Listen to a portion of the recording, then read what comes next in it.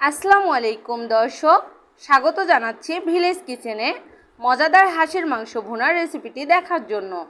আমার তো হাঁসের মাংস খেতে ভীষণ ভালো লাগে, তবে অনেকে আবার আছে হাঁসের এক্সট্রা গন্ধের কারণে হাঁসের মাংস পছন্দ করে না।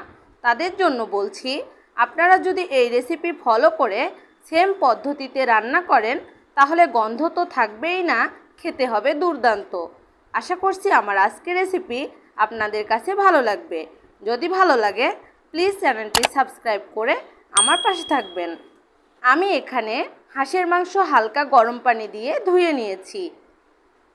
এবার মাংসগুলো রান্না করে নেওয়ার পালা। চুলায় একটি প্যানের মধ্যে পরিমাণ মতো তেল দিয়ে দিচ্ছি। তেল গরম হয়ে এলে একটি তেজপাতা, কয়েকটি এলাচ আর লবঙ্গ দিয়ে দিব। 1 কাপ পরিমাণ পেঁয়াজ কুচি আর কয়েকটি কাঁচামরিচ দিয়ে হালকা করে ভেজে নিব। আদা বাটা দিব 1 টেবিল চামচ, রসুন বাটা দিব 1 টেবিল চামচ, সর্ষে বাটা 1 টেবিল চামচ দিয়ে 1 মিনিটের মতো ভেজে নিব।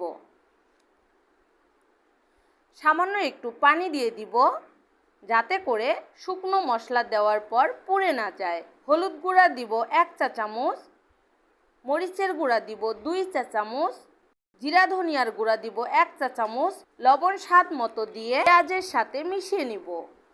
এরপর একটি ঢাকনা দিয়ে ঢেকে কিছুক্ষণ মশলাটা কষিয়ে নিব।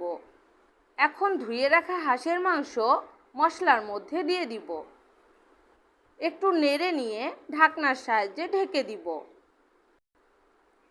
আমি 2-1 বার ঢাকনা খুলে মাংসগুলো নেড়ে চেড়ে দিব যাতে করে প্যানের তলায় লেগে না যায়। দেখুন দর্শক, মাংসগুলো হতে পানি বের হয়ে এসেছে। এবার মাংসগুলো 15 মিনিট ধরে কষিয়ে নিব। কষানো হয়ে গিয়েছে, ঝোলের জন্য 2 কাপ গরম পানি অ্যাড করে দিব।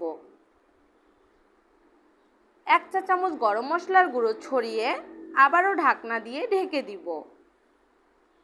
পানি টেনে না আসা পর্যন্ত অপেক্ষা করব। আমি অফ ক্যামেরায় 2-1 বার মাংস নেড়ে দিয়েছিলাম।